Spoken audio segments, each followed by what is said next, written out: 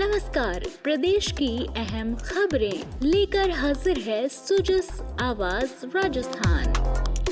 प्रदेश की हलचल के साथ मेधा और अरिंदम। मुख्यमंत्री अशोक गहलोत आज सीएमआर से प्रतापगढ़ में हुए 11 राजमार्ग परियोजनाओं के लोकार्पण और शिलान्यास समारोह में वीडियो कॉन्फ्रेंसिंग से जुड़े। समारोह की अध्यक्षता करते हुए उन्होंने कहा कि राज्य सरकार ने मजबूत सड़क तंत्र के लिए कोई कमी नहीं रखी है। नई सड़कों के निर्माण के साथ सुदृढ़ीकरण के काम भी कराए जा रहे हैं। बेहतर सड़क कनेक्टिविटी से आर्थिक और औद्योगिक विकास को गति मिली है। अब राजस्थान मजबूत सड़क तंत्र के साथ देश के अग्रणी राज्यों में शामिल हो गया है।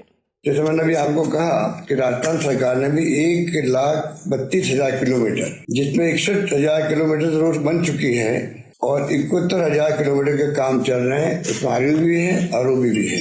इस प्रकार से राजस्थान में रोडों का जो जाल बिछड़ा है, उसके अंदर मैं समझता हूँ कि आने वाले वक्त के अंदर national highways, state highways, district major road मिला करके राजस्थान उन राज्यों में होगा देश के अंदर जहाँ पर सड़कों को लेकर कोई शिकायत किसी की नहीं आ पाए।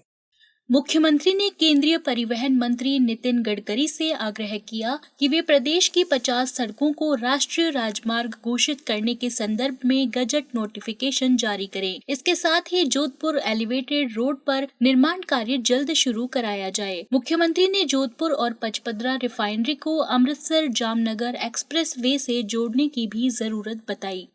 आपने जो मैंने पहले रिक्वेस्ट की थी आपसे, मुझे खुशी है कि उस तमाम काम आपने मंजूर भी किए हैं। अभी आपने बताया जोधपुर में एलिवेटेड रोड का 2,000 करोड़ का जो प्रोजेक्ट है, मैं आपसे आग्रह करूंगा, वो भी बहुत महत्वपूर्ण प्रोजेक्ट है जिसमें आपने डीपीआर बनवा दी है, उसको आप जल्दी प्रारंभ करवाएंगे, तभी 2-2.5-3 साल लगेंगे उसको बनने के अंदर। तो मेरा एक तो आपसे आग्रह। दूसरा भी आपने खुद ने घोषणा कर दी है, आगरा रोड से दिल्ली रोड के बीच के अंदर रिंग रोड बनाई आपने, आधी रोड बन चुकी है और बाकी का हिस्सा जो है जा रहा एक्सप्रेस हाईवे रोड जा रही है पचपदरा रिफाइनरी के पास से ही जोधपुर से जुड़ जाएगा। जिससे ट्रांसपोर्ट का मूवमेंट होगा ट्रकों का, उसमें आसानी हो जाएगी। ये मेरी आपसे गुजारिश है, इसको आप देखें अपने तरीके। एक और मेरा रिक्वेस्ट है कि 50 सड़कें ऐसी स्टेट हाईवेज की, उसमें कुछ तो आपने अनाउंस कर दी है जिसके लिए आपने प्रिंसिपल घोषणा कर रखी है और गजट नोटिफिकेशन अभी तक हुआ नहीं है, वो स्टेट हाईवेज है। उसके लिए आप जरा देखें कि ऐसे इसको अपन टाइमली अगर ये आगे काम कर सके तो मैं समझता हूँ कि इसका बहुत बड़ा लाभ राजस्थान वासियों को मिलेगा। मुख्यमंत्री ने 11 परियोजनाओं और अन्य महत्वपूर्ण घोषणाओं के लिए केंद्रीय मंत्री का आभार व्यक्त किया। राजस्थान के अध्ययन करने के बाद में ही संभव हो सकता है कि 11 में जाकर के ही किस प्रकार हम अधिक से अधिक नेशनल हाईवेज को राजस्थान को दे सके, और जिसकी आवश्यकता इसलिए भी है कि राजस्थान का भौगोलिक स्थिति अलग तरह की है।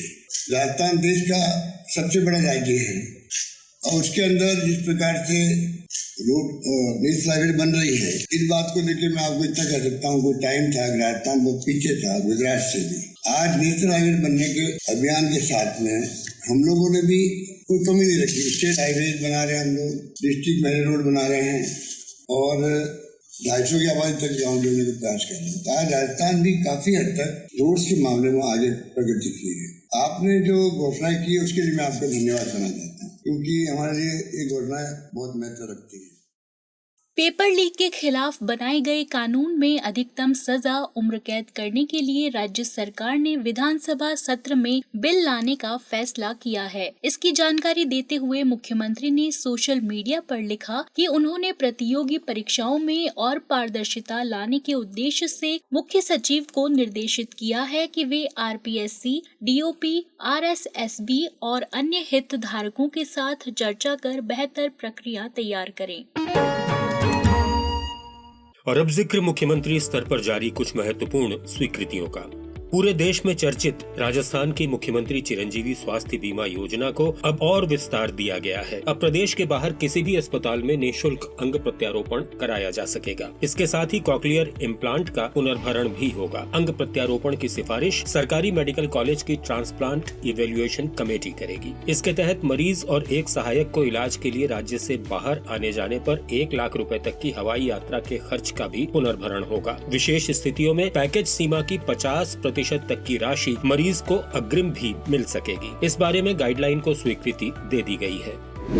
साइबर सुरक्षा के लिए जयपुर में राज्य स्तरीय लैब की स्थापना की जाएगी। इसका संचालन राजस्थान पुलिस अकादमी करेगी। इसके लिए 18 करोड़ 40 लाख रुपए के उपकरणों की खरीद के प्रस्ताव को मंजूरी दे दी गई है। राज्य सरकार ने विश्वकर्मा कामगार कल्याण योजना के प्रारूप का अनुमोदन कर दिया है। इसके तहत विभिन्न श्रेणियों के 1 लाख लोगों को जरूरी उपकरण किट खरीदने के लिए 5-5 हजार रुपए की सहायता मिलेगी। इससे शिल्प और माटी कला, विमुक्त घुमंतु और अर्ध घुमंतु, राजीविका की महिलाएं और श्रम विभाग के चयनित दस्तकार शामिल होंगे। जयपुर जिले की कोटखावडा पंचायत समिति के देहलाला गांव में पुलिस चौकी खोली जाएगी। इसके संचालन के लिए 7 नए पद बनाए जाएंगे, जिनमें 1 सब इंस्पेक्टर और 6 कांस्टेबल होंगे। सरकार के इस निर्णय से अपराधों पर प्रभावी नियंत्रण होगा और आमजन को राहत मिलेगी। भरतपुर जिले के सैदपुरा में उप तहसील का गठन किया जाएगा। इसमें 2 भू अभिलेख निरीक्षक वृत्त और 8 पटवार मंडल शामिल होंगे। इस प्रस्ताव को भी मंजूरी दे दी गई है। प्रदेश के सरकारी स्कूलों में कक्षा 8 तक के विद्यार्थियों को निःशुल्क यूनिफॉर्म उपलब्ध कराने के लिए 230 करोड़ रुपए के वित्तीय प्रस्ताव को स्वीकृति दे दी गई है। इससे विद्यार्थियों को नए सत्र में यूनिफॉर्म खरीदने की चिंता से मुक्ति मिलेगी और उनके परिवार पर आर्थिक भार कम होगा।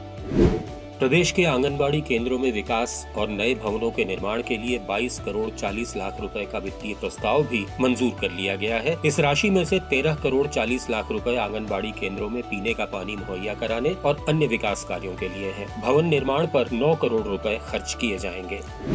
मुख्यमंत्री ने संवेदनशील निर्णय करते हुए अनुकंपा नियुक्ति के 21 मामलों में शिथिलता प्रदान की है। आपको बता दें कि करीब 4 साल में अनुकंपा नियुक्ति के 1354 मामलों में शिथिलता प्रदान कर आवेदकों को राहत दी जा चुकी है। इसी अवधि में 3800 मृतक आश्रितों को अनुकंपा नियुक्तियां भी दी गई हैं। अब सुनिए जिलों का राउंड अप।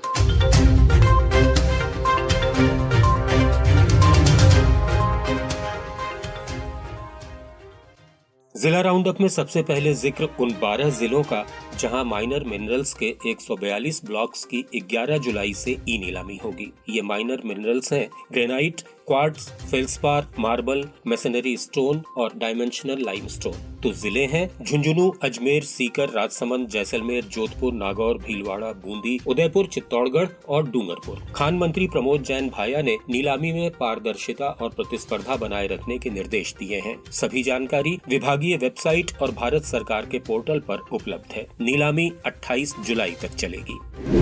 बिजली चोरी रोकने और सर्विस लाइन तक सीधी पहुंच बनाने के अभियान में अजमेर डिस्कॉम ने बड़ी कामयाबी हासिल की है। इस वित्त वर्ष की पहली तिमाही में 3,91,000 सर्विस लाइन एलिजिबल की गई। इससे करीब 1,500 घरों में बिजली चोरी पकड़कर 2.25 करोड़ रुपए से ज्यादा का जुर्माना वसूला गया।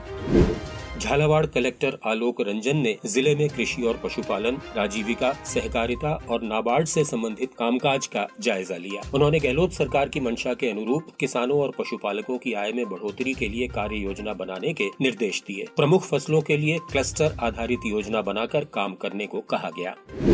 जोधपुर कलेक्टर हिमांशु गुप्ता ने बेरी गंगा वन क्षेत्र में कैलाश सांखला स्मृति वन का अवलोकन किया। उन्होंने वहां चल रहे विकास और वन क्षेत्र बढ़ाने के कामों का जायजा लिया और फलदार पौधे ज्यादा लगाने, वॉकिंग ट्रैक और पॉन्ड बनाने के निर्देश दिए।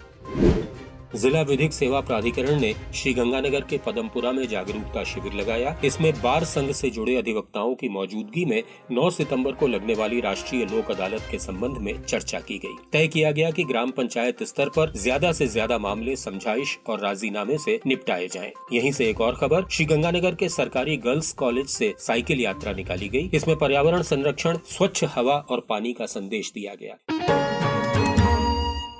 और अब बात सावन की। आज से पवित्र श्रावण मास का शुभारंभ हुआ। मुख्यमंत्री ने प्रदेशवासियों को शुभकामनाएं देते हुए सोशल मीडिया पर लिखा, श्रवण, वंदन, दर्शन, मंत्रोच्चार, देवाधिदेव शिव जी को नमस्कार। पूजन, वंदन, आराधना, अनुष्ठान और कावड़ यात्रा के परम पवित्र माह श्रावण की आप सभी को हार्दिक बधाई। इस शुभ बेला में महादेव आपके समस्त मनोरथ पूर्ण करें। इस बार 19 साल बाद सावन में अधिक मास का संयोग बना है। इस अवसर पर प्रदेश के सभी शिव मंदिरों में आस्था का सैलाब उमड़ पड़ा। जयपुर के झारखंड महादेव मंदिर में सहस्त्रघट तो ताड़केश्वर मंदिर में फलों के रस, घी और दूध से भगवान का विशेष अभिषेक और नूतन श्रृंगार किया गया। नमस्कार,